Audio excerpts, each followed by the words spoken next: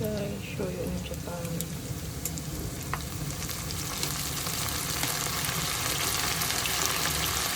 Shokucho in Japan.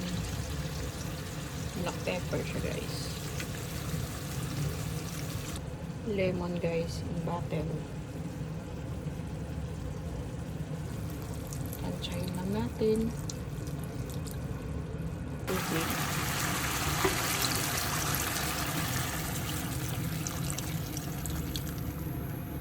Simmer lang po natin hanggang sa kumulo.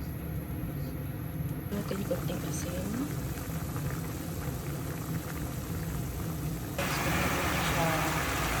Gulo ko na lang yung 1/4 yan. Okay na. Pakuloyin natin. So, tap lang ang oyster sauce. So, imbis na oyster sauce, yung pinalit ko is tonkatsu sauce. Masarap naman siya. Try nyo rin kung wala kayong oyster sauce. Try nyo rin yung tonkatsu sauce. Malasa din naman siya.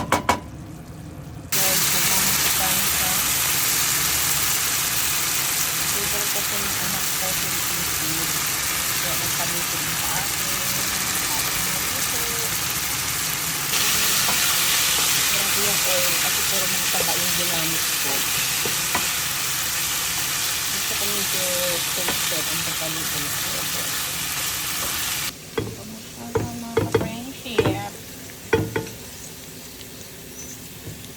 Ating adobo.